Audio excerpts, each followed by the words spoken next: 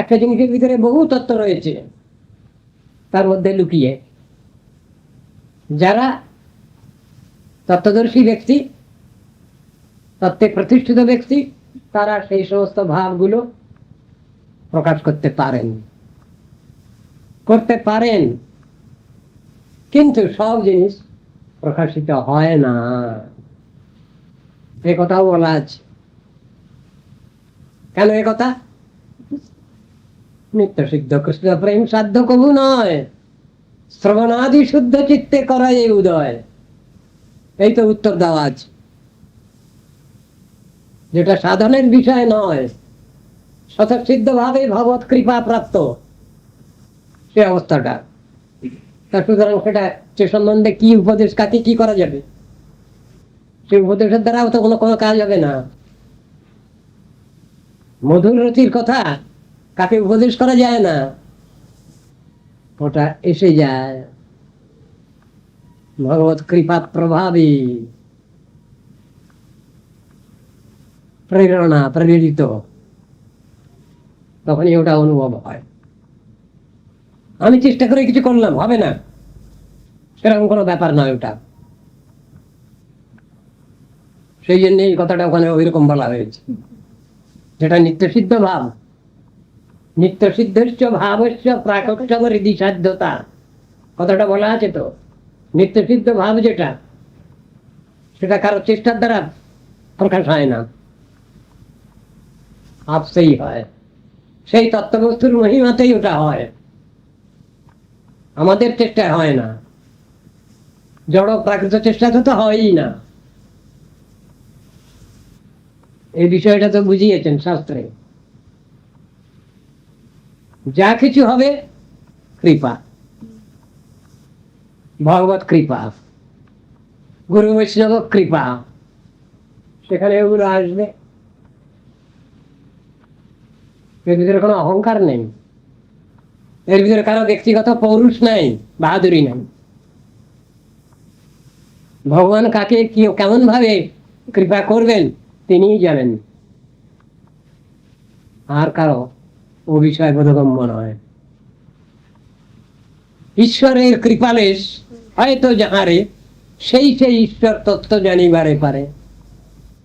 মানে কি ভগবত কৃপা, ওটা আমার চেষ্টার দ্বারা হলো এটা তা নয়, অনুমান প্রমাণ নহে ঈশ্বর তত্ত্ব জ্ঞানে, কৃপা বিনা ঈশ্বর তত্ত্ব কেহ নাহি জানে। ওই কৃপার কথাই বলা আছে সেখানে। এটা সাধনের দ্বারা হয় না, সাধনের বিষয়ীভূত বস্তু নয় প্রেম প্রীতি। ব্যতীত্য ভাবনা বর্তমান যশ চমৎকার ভার ভূ, হৃদি সত্যজ্জলে বাঢ়ম সদাতে সরসু মত। এই তো রসের ব্যাখ্যা দিচ্ছেন। সেটা কি প্রাকৃত কোনো বস্তু? তা তো নয়, অপার্থিব জগতের ব্যাপার। ওটা প্রাকৃত কোনো ভূমিকায় নাই, ওটা জড়ের মধ্যে ওটা নাই। তাকেই বলেছেন রস। এটা কি খেজুরের রস না আখের রস?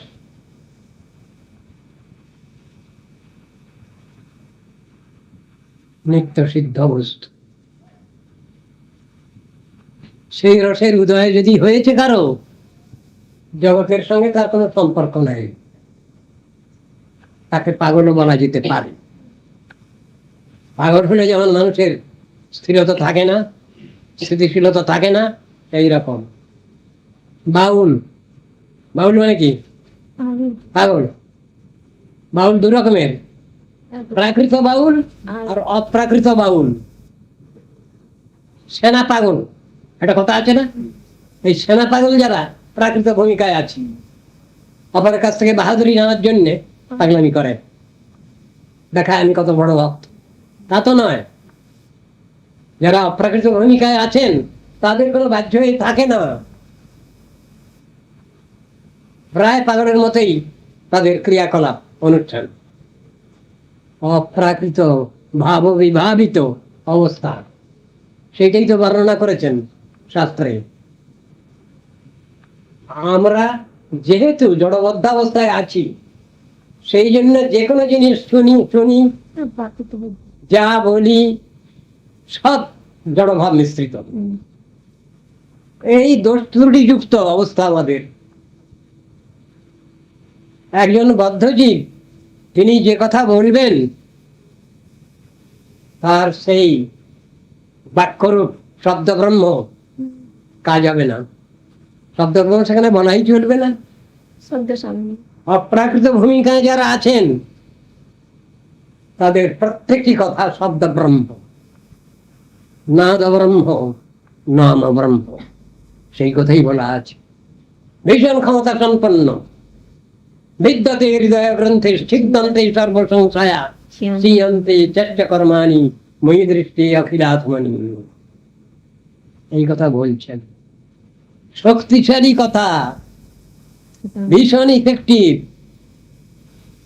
লাখ লাখ ডালিটার থেকেও বেশি পাওয়ার তার সে কথায়। একটা কথার সেরকম যদি কানে যদি প্রবেশ করে অ্যাকশন হয়ে যাবে ঠিক।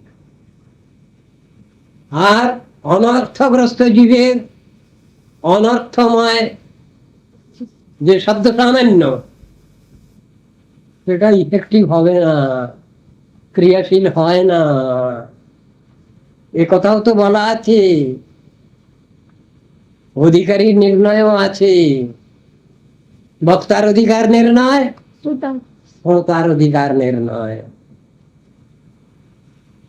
ভাবটা যদি ঠিকই একই রকমের থাকে, একই লাইনে, তাহলে সেখানে বক্তারা সকলের সুবিধা। নিবৃত্ততার সেই রূপগীয়মান, শ্রীমদ্ ভাগবতের প্রথমের দিকে বলছেন, নিবৃত্ত তৃষ্ণ যারা, তারা ব্যাখ্যা করেছেন, কীর্তন করেছেন যে বিষয়বস্তু, ভাগবতের ব্যাখ্যা করছেন। নিবৃত্ত তৃষ্ণ ব্যক্তি, নিবৃত্ততার সেই রূপগীয়মান, তারা যে ভগবানের নাম কীর্তন ব্যাখ্যা করেছেন, নামরূপ গুণ লীলা কথা ব্যাখ্যা করেছেন, ওটা কি ভবৌ সদা শ্রোত্র মনোবিরাম, তার বিশেষণগুলো দিয়ে যাচ্ছেন। ভবৌষধি, ভবৌষধি মানে ইহ জগতে অসুখ বিসুখ করলে আমরা ওষুধ খাই, আর ওই ঔষধ খেলে সব শান্তি হয়। কি সব শান্তি হয়? আমাদের যত অবিদ্যা আছে, এই জড় ব্রহ্মাণ্ডে জীব আমরা যত জড় বস্তু চিন্তা ভাবনা নিয়ে বসে আছি, সবটাই কাটানো হয়ে যায়। ভব, ভব মানে জন্ম মৃত্যু জরা ব্যাধি, এর নাম হলো ভব। তা ভব রোগের ঔষধি কি? নাম ব্রহ্ম, ভগবানের শ্রীনাম, ভীষণ শক্তিশালী। অর্থাৎ শ্রীকৃষ্ণ নাম আদি ন ভাবে গ্রাহ্যম ইন্দ্রিয়।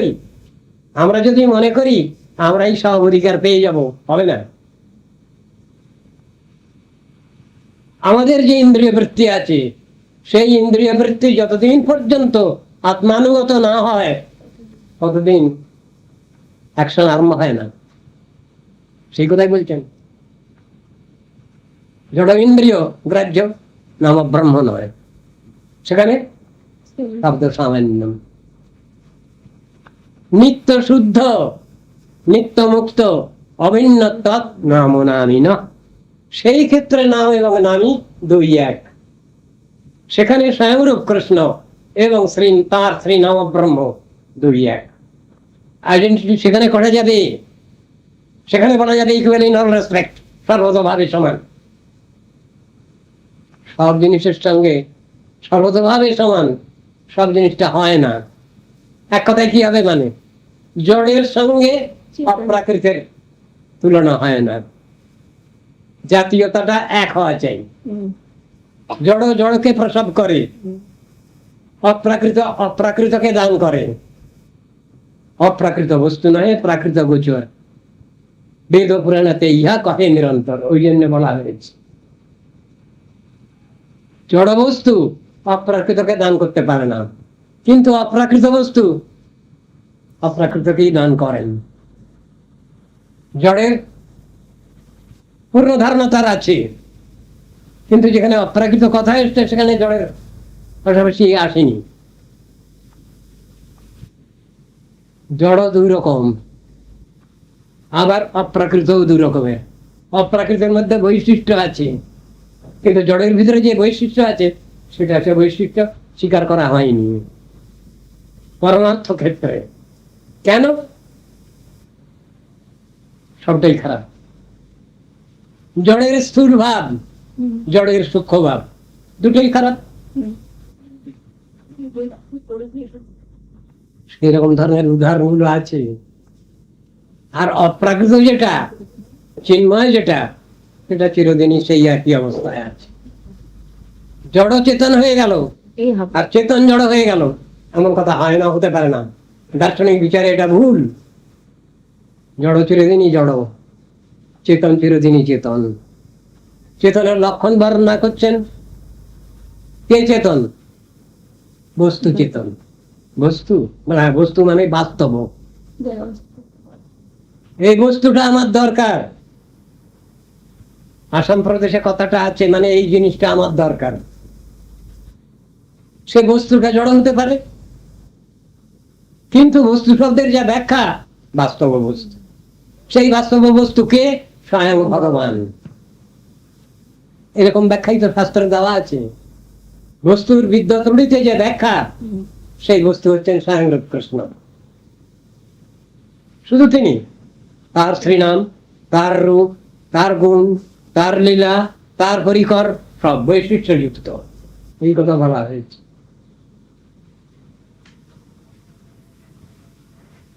শঙ্করাচার্য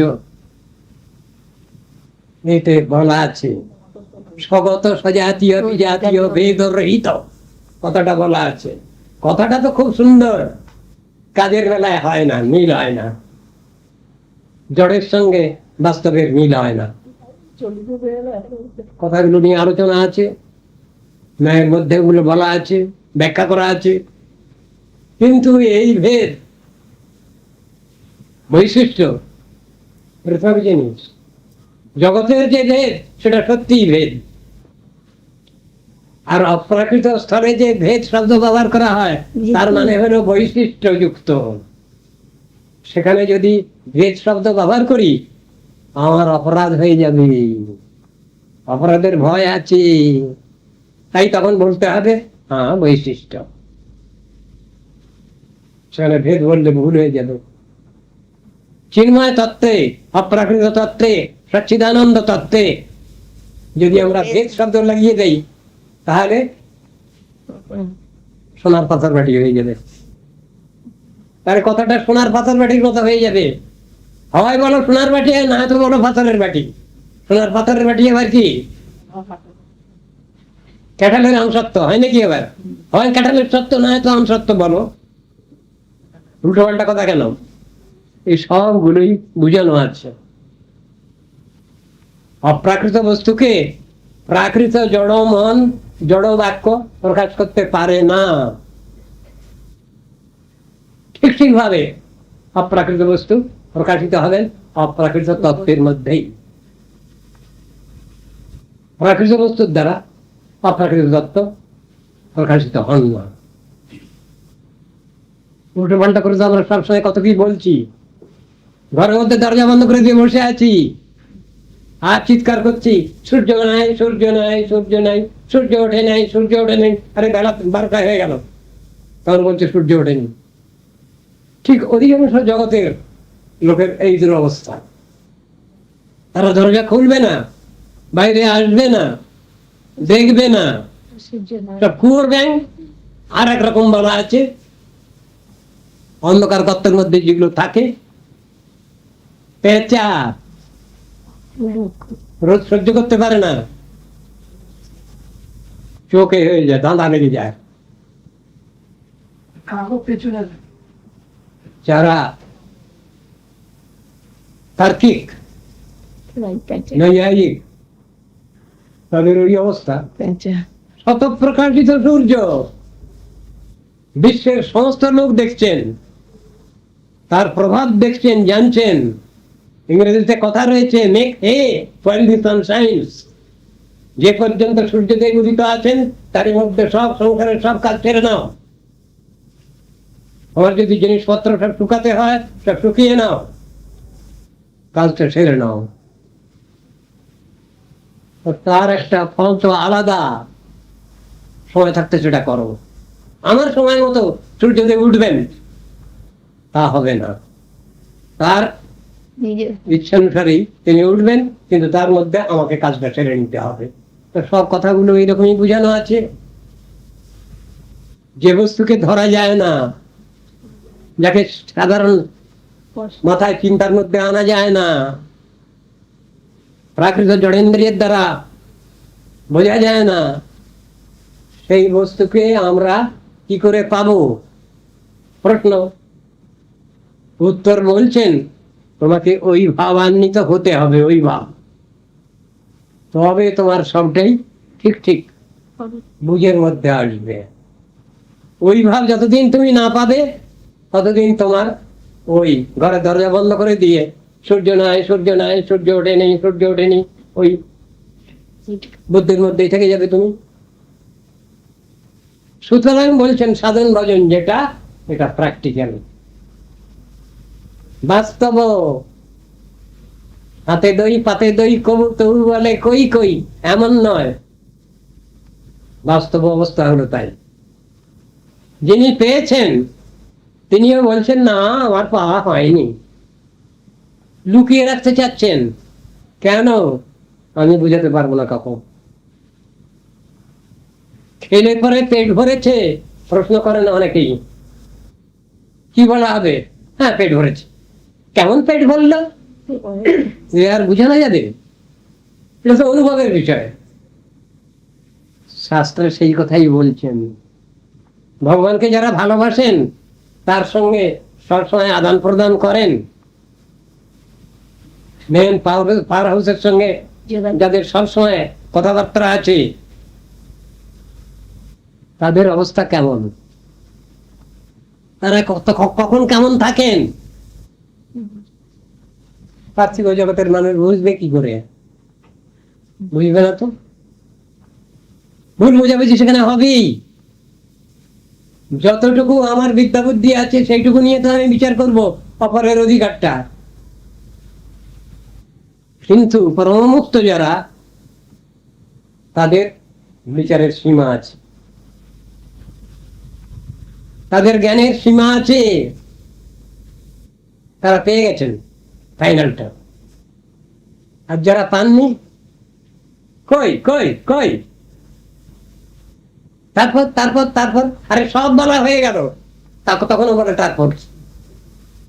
এমন ধরনের বোকালোক তো সবই প্রায়। ভগবান সবই বলে দিলেন। কি কি বললেন? গোপনীয় কথা, ভজনের গোপনীয় কথা বলছেন কৃষ্ণ গীতায়। বুঝতে পারছেন না? অর্জুন বুঝে বসে আছেন, কিন্তু অর্জুন জানেন আমি বুঝেছি, যখনই বলে ফেলবো তখন আর কিছু বলবেন না, ভগবান চুপ করে যাবেন। চুপ করলে হবে না। সেই অবস্থা নিয়েই তিনি বলছেন না বুঝি নেই, না বুঝি নেই। সব ছাড়ো, তোমার যত রকম বাহাদুরি আছে, তোমার যত জ্ঞান আছে, তোমার জ্ঞানটা সব জায়গায় জ্ঞান নয়, তোমার জ্ঞানটা সব জায়গায় বিজ্ঞান নয়। সে জ্ঞান অজ্ঞান জানি। সুতরাং তুমি সাবধান হও। কৃষ্ণ বলছেন তোমার যত রকম ধরনের বিদ্যা বুদ্ধি জ্ঞান ভান্ডার আছে সব ছাড়ো, আমার একটা কথা শোনো, একটা কথা শোনো মাত্র। যেমন মহাপ্রভু বললেন, আমার একটা আবেদন আপনাদের কাছে, কি? আপনারা সবাই লাখপতি হন। এই লাখপতি হওয়া তো মুশকিলের ব্যাপার।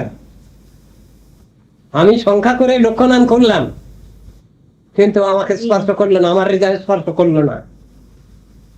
তেমন লক্ষ নামের কথা বলেননি। চৈতন্য মহাপ্রভু যে বলেছেন নাম করতে, সেটা কানেক্টেড, প্রপারলি কানেক্টেড। সেই অবস্থায় নামের কথা বলেছেন, সেই নামেতে কাজ হয়। সেখানে নাম ব্রহ্ম, শব্দ ব্রহ্ম, নাদ ব্রহ্ম। সেখানে আমি যন্ত্রণা করে করলাম তা হবে না। যেরূপে লইলে নাম প্রেম উপজয়, সেইটা বলছেন। যেরূপে লইলে নাম, কি রূপে লইলে নাম? অপরাধ শূন্য হইয়া লহ কৃষ্ণ নাম। কৃষ্ণ মাতা, কৃষ্ণ পিতা, কৃষ্ণ ধন প্রাণ। কৃষ্ণের সংসার করো ছাড়িও না চার, যা জীবে দয়া নামে রুচি সর্বধর্ম সার।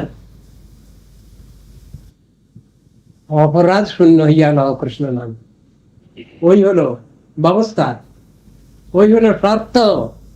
এই শর্ত পালন করে নাম না করলে হবে না।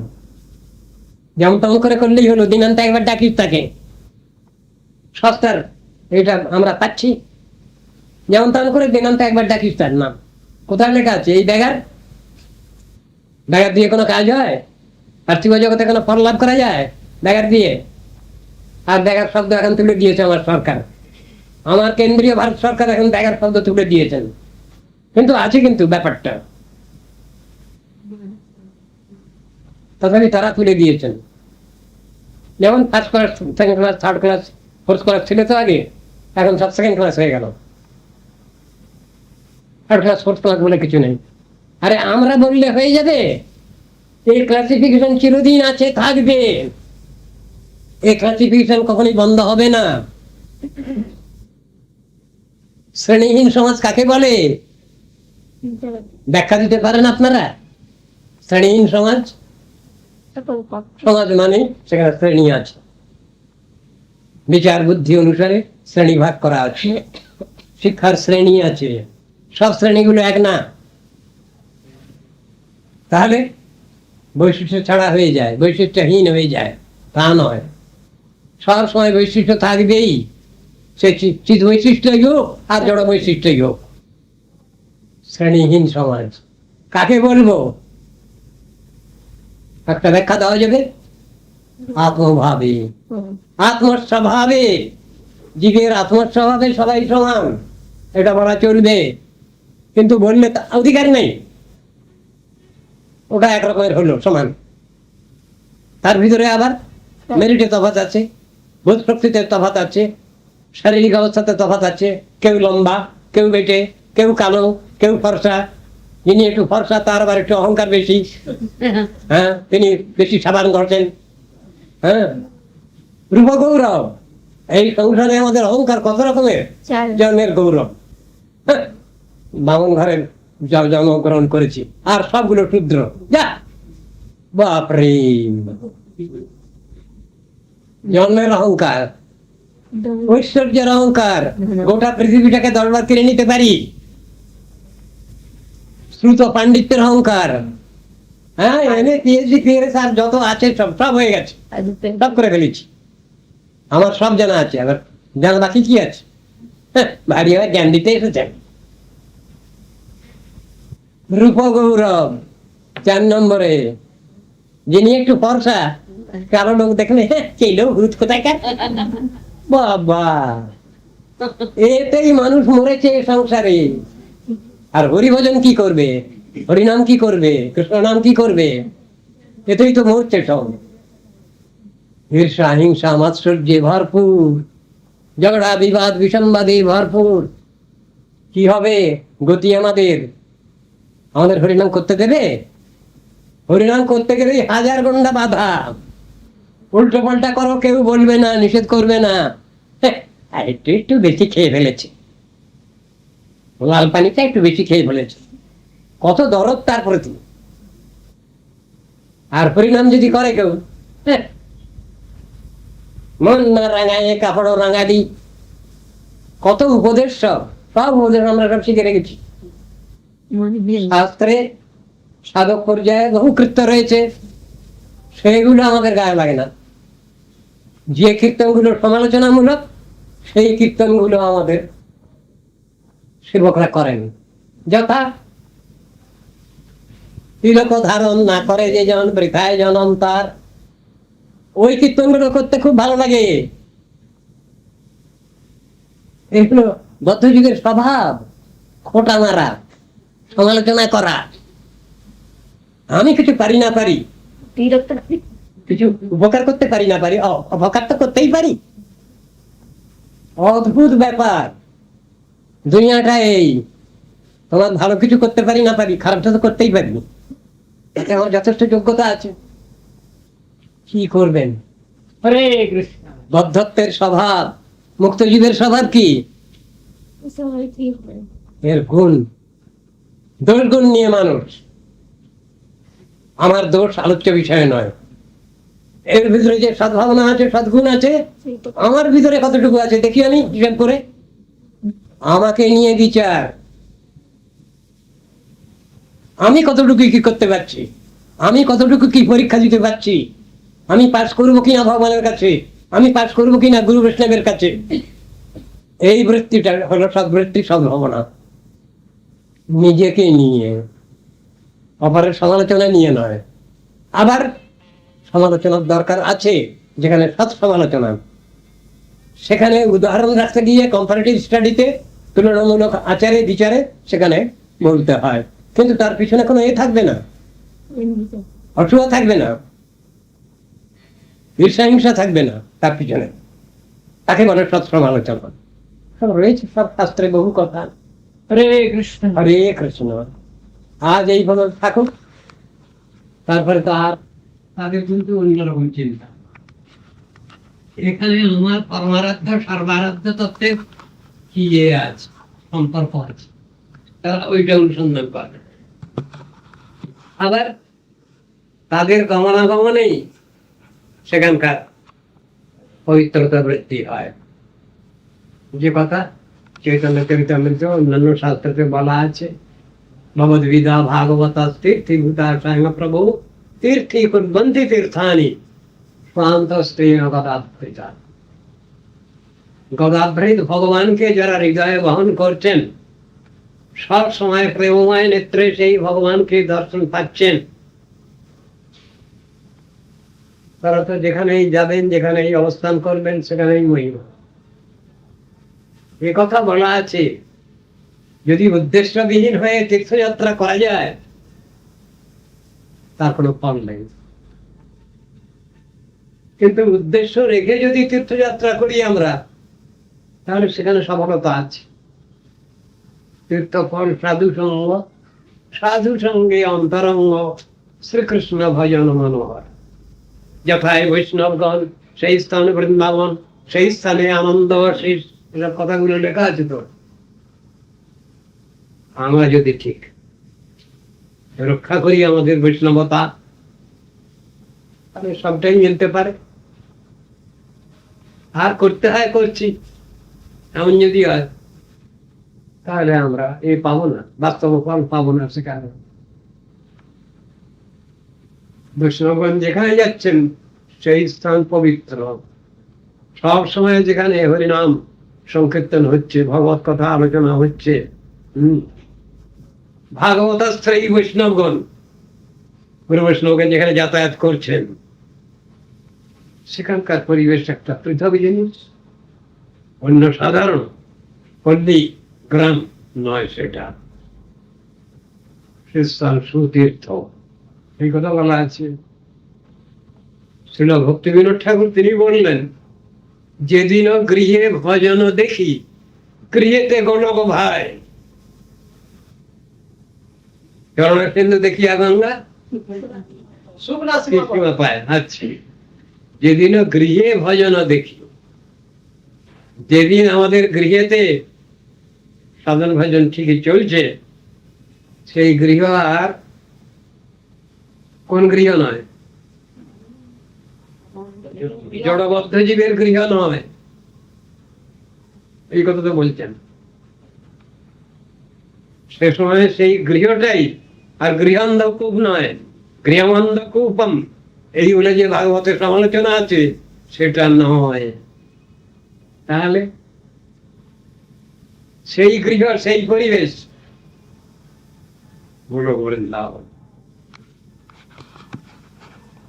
মহিমা নিশ্চয়ই আছে, ব্যক্তির মহিমা নিশ্চয়ই আছে, কালের মহিমা নিশ্চয়ই আছে। এইগুলো বিচার করা আছে, শাস্ত্রে যেভাবে বলা আছে সেইভাবে। আমার যেটা ভালো লাগে, আমি যেটা ভালোবাসি, সেই অনুসারে কিছু হোক, আমাদের হবে না, সেটা ভালো না। কেন না, বাস্তব ক্ষেত্রে কোনটা ভালো আমাদের তো জানা নেই, আমাদের জানা নাই। সে বিষয়ে বাস্তব অভিজ্ঞতা যদি আমার থাকে তাহলে আমি কিছু বলতে পারি, কিন্তু সেটা নিশ্চয়ই আমার নিজস্ব বিচার নয়, এই শাস্ত্রীয় বিচার, গুরু বৈষ্ণবগণের বিচার, পূর্বাচার্যগণের বিচার, এই কথাগুলো বলা আছে। তারা সব কথা বলেন কোথা থেকে? শাস্ত্র থেকে বলবেন। যুক্তি তত্ত্ব সিদ্ধান্ত কোথা থেকে বলবেন? শাস্ত্র থেকেই বলবেন। তাদের নিজস্ব কোনো কথা নেই তো, নিজস্ব কোনো বিচার নেই, নিজস্ব কোনো বক্তব্য নেই, এরকমই তো ব্যাপার। যদি কেউ বলেন আমি বলছি শুনুন মশাই, চলবে না। লৌকিক ব্যবহারিক জগতে চলবে, পরমার্থ ক্ষেত্রে চলবে না, সেখানে ওরা এক পয়সা মূল্য দেবে।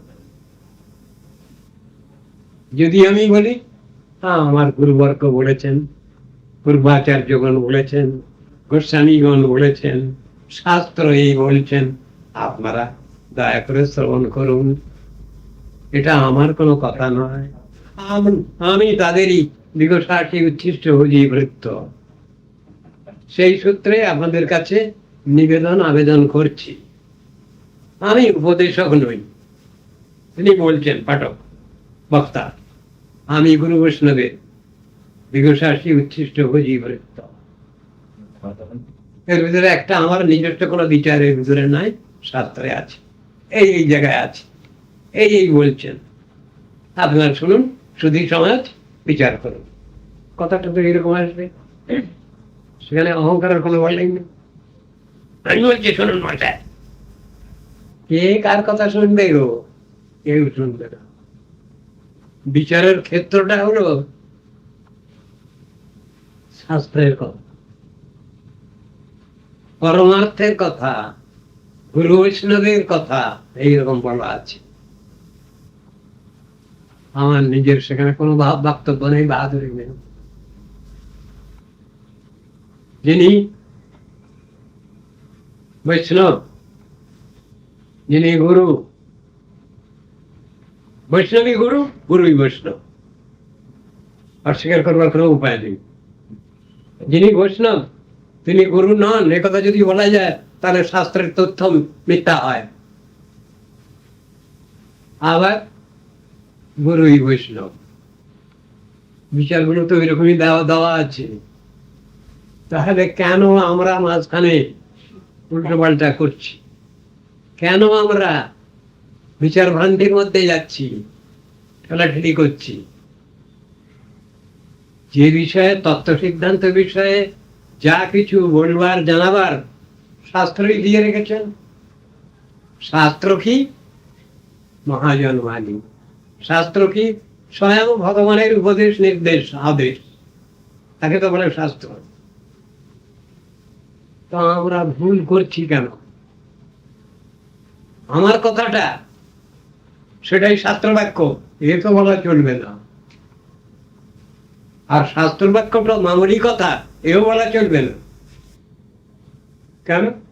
শাস্ত্র সকলেরই মান্য,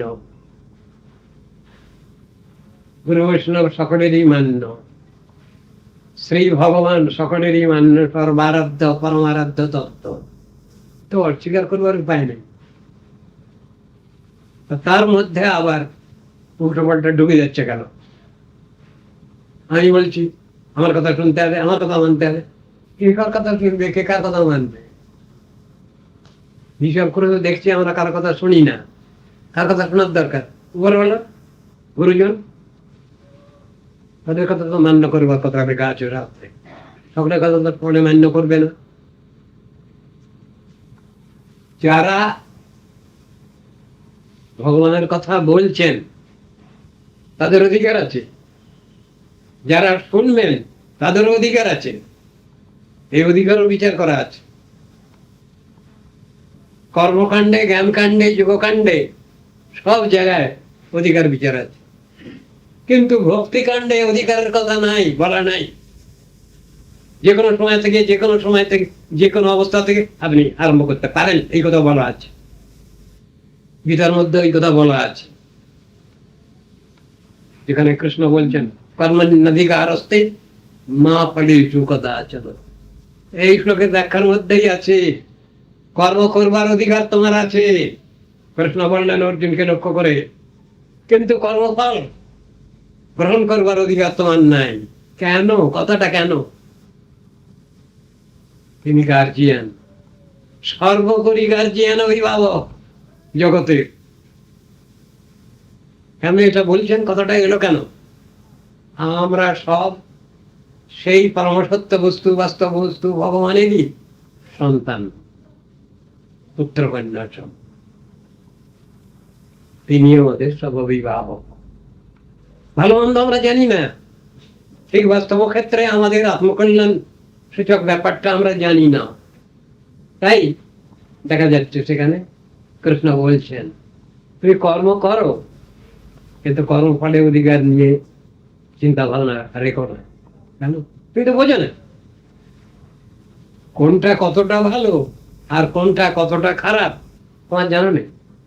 সে সম্বন্ধে তোমার কোনো বাস্তব অভিজ্ঞান নাই। সেটা তো আমার পরে, আমি গার্জিয়ান তোমার, আমি তোমার গার্জিয়ান, আমি জানি তোমার ভালো মন্দ। সেই জন্য আমি যেটা বলবো সেটা তুমি মেনে নিও, তোমার কল্যাণ হবে। এই হলো কৃষ্ণের বিচার। সেই জন্য তিনি বলছেন কর্মণি এব অধিকারস্তে মা ফলেষু কদাচন। কথাটা আমার পর ছেড়ে দাও। এটার কি ভালো মন্দ আছে, এটা আমার পর ছেড়ে দাও। কৃষ্ণ বলছেন আমার পরে নির্ভর করো, আমাকে মানো, আমাকে বিশ্বাস করো। হ্যাঁ, কথাটা বলছেন ওই যে যার অনুবাদ এতে আছে। আমি তো বন্ধু তোমার ওই যে কি কীর্তনটা আছে, আমি তো বন্ধু জিগ জায়গা করা চন্দ্রে ওইখানেই আছে কথাটা। মহাপ্রভু, কে আছে তোমার? কথা বলছেন এখানে, কাটি কথা, একদম ফাঁকিবাজি কোনো ব্যাপার নেই। কৃষ্ণ আমাদের ঠকাচ্ছেন না, ঠকাবাজির কথা নয় ওটা। আমি ছাড়া বন্ধু তোমার কে আছে, আমার কে আছে তোমার, এই কথাটা ঠিক সত্যই বলছেন ভগবান। বাস্তব ক্ষেত্রটা তাই। তিনি কোনো ভাওতা দিচ্ছেন না আমাদের, তার কথা বাস্তব সত্য, তিনি সত্য, তার বাক্য সত্য, তার নাম সত্য, তার রূপ সত্য, তার গুণ সত্য, তার লীলা সত্য, তার পরিকার সত্য। কথাটা এইরকম, তার সবই সত্য, তার সবই সত্য, মিথ্যা করে বেলাই নেই। সেই জিনিসটা তো আসছে এখানে বিচারের ক্ষেত্র। আমরা আমাদের নিজেদের মনেতে যে জিনিসটা ভালো লাগে তাকে আমরা ভালো বলি, আমাদের যেটা পছন্দ নয় সেটাকে খারাপ। শাস্ত্র তো ভালো মন্দের বিচার তা বলা হয়নি। ভগবান যে বিধান দিয়েছেন সেই বিধান ভালো মন্দ দুরকম বলা আছে। তার বাক্য, তার নির্দেশ, তার উপদেশকে যখন আমরা অবহেলা করি মুশকিল হয় তখন আমাদের। সেই উপদেশ নির্দেশ সবকিছুই পজিটিভ নেগেটিভ হিসেবে দুই রকমের। এইটা করো তোমার কল্যাণ হবে, পজিটিভ সাইডের উপদেশ। এইটা কখনো করো না, তাহলে তোমাদের অন্যায় হবে, ক্ষতি হবে, অকল্যাণ হবে। এই দুটোই সমানভাবে মানতে হচ্ছে। আমি কিছুটা মানবো, কিছুটা মানবো না, তাহলে ওই অর্ধ কুকুটি না, এই তোমার বিচার হয়ে যাবে। আমি কিছুটা মানলাম, কিছুটা মানলাম না। সংসারের গার্জিয়ান মা বাপ বলছেন বাবা এই করো, এই করো, তোমাদের ভালো হবে। মানতে পারছে সব সন্তান? মানতে পারে না তো। ঠিক ওই রকম ধরনের কথা এই অনন্ত বিশ্ব সংসারে আমরা যত আছি, মনুষ্য দেহেতে জীবাত্মা, সবই আমরা সেই ভগবানেরই সন্তান। এই কথাই তো বলা হলো শাস্ত্রে। সেই ভগবানের যে উপদেশ নির্দেশ আছে সেগুলো কি মানতে পারছি, মেনে চলতে পারছি? মেনে যদি চলি তাহলে তো আমাদের কোনো অসুবিধা নাই। মানতে পারি না, এইটাই তো দুর্দৈব আমাদের, এইটাই তো আমাদের সব থেকে খারাপ অবস্থা। ভগবানকে ভুলে যাওয়া, তার আজ্ঞা অনুজ্ঞাকে অস্বীকার করা, কথা তো শাস্ত্র সব জায়গায় বলছেন। তাহলে আমরা আমাদের নিজস্ব মতবাদকে অনেক সময় চালিয়ে দিতে চাচ্ছি শাস্ত্র কথা বলে, অনেক সময় সেইটাই অ্যাক্সিমেটিক ট্রুথ বলে প্রমাণ করতে চাচ্ছি। তা তো হয় না সব সময়। কি করে হবে? যদি শ্রেণীভেদ আছে, যদি শ্রেণীহীন সমাজ প্রমাণ করা যাচ্ছে না, ইউনিভার্সাল ট্রুথ মেনে নিতে হবে। শ্রেণীহীন সমাজ হয় না, শ্রেণীহীন স্কুল কলেজ হয় না, সেই রকম শ্রেণী থাকবেই সেখানে, ক্লাসিফিকেশন থাকবেই সেখানে, উচ্চাবচ ভাব থাকবেই সেখানে। এইটাই হলো শাস্ত্রের কথা। কিন্তু সেই জিনিসটা মানতে পারছি কই আমরা? আমাদের নিজেদের বাহাদুরি এনে ফেলে দিচ্ছি তো মাঝখানে। মুশকিল হয়ে যাচ্ছে, সব ভুলচুক হয়ে যাচ্ছে। শাস্ত্রে বহু রকমের কথা আছে। কুমার শ্রদ্ধ যারা, যাদের এক বিশেষণ হলো কি, যারা প্রাকৃত ভক্ত। অনিষ্টাধিকারী মানে প্রাকৃত ভক্ত, তাদের জড়ভাব কাটেনি, তাদের জন্য আইন আছে। মধ্যমাধিকারে আইন আছে, উত্তমাধিকারের আইন আছে। আইন মানে সর্বসমর্থ তারা, এটাই আইন সেখানে। শাস্ত্রতে যে বিধিনিষেধ আছে সে বিধিনিষেধ অতীত তারা, সেইটাই সেখানে আইন বলা হবে। সবসময় না তো সমস্ত আচারে তা বিধি গোচর, এই বিধি অগোচর পৃথিবী জিনিস। আমাদের নিষেধনামা জারি করে দিচ্ছেন, কিন্তু ওখানকার যে অধিকার, উত্তমাধিকারের যে কথাটা, সেটা তো আইনের বন্ধনের মধ্যে নেই, তার বাইরে। তাদেরই বলা হয় পরমাংশ, তাদেরই বলা হয় সব থেকে উদ্ধত। এই কথা তো শ্লোকের মধ্যেও আছে আর অনুবাদের মধ্যেও আছে। বুঝতে ভুল করলে তো হয় না। সৎকৃষ্ণ নাম চরিতাদি সীতাত্ম বিদ্যা, ওটা নয়, আর একটা যেখানে অধিকারের কথা বলছেন।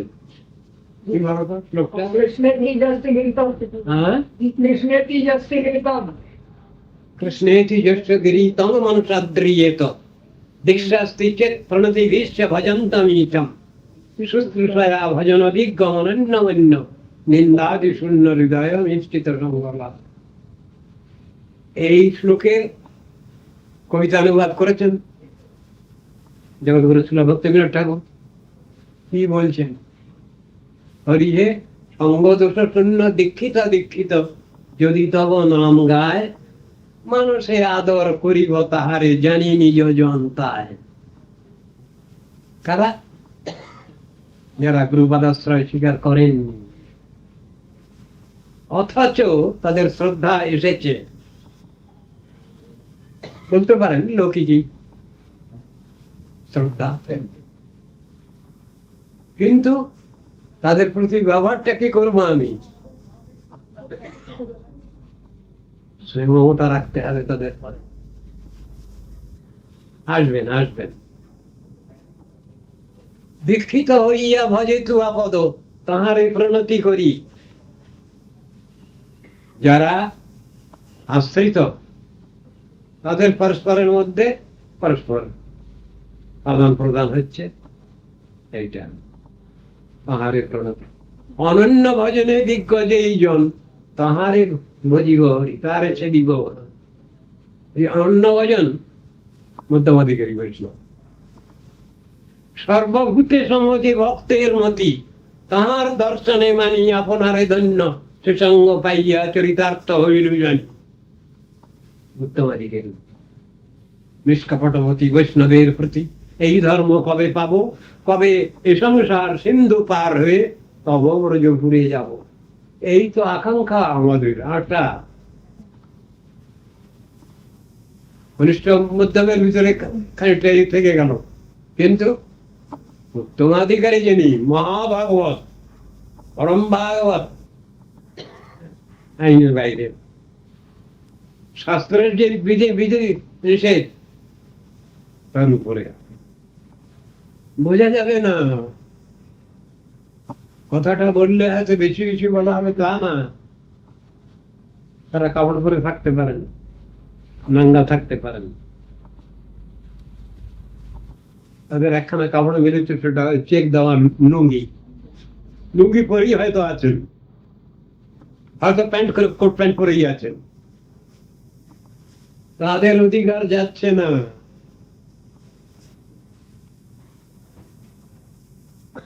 আবার একজন লাল কাপড় পরেই তিনি হয়তো শাস্ত্র বিচার কিছুই মানছেন না।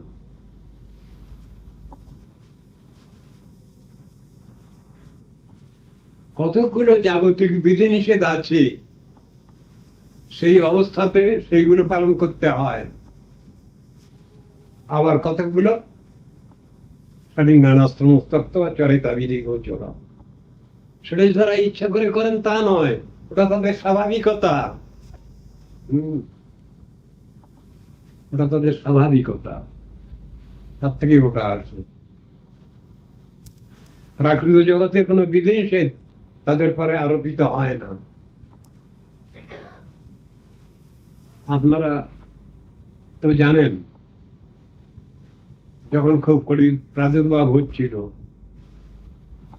একজন রাজা বেন রাজার হস্ত মন্থন করে কে বললেন, গ্রন্থিদেব পিতু, যিনি বললেন, আইন করলেন যে যে আইন করে দিলাম আমি প্রজা শাসনের জন্য, তাদের চলার পথ, এর ভিতরে ব্রাহ্মণ বৈষ্ণব বাদ থাকবেন।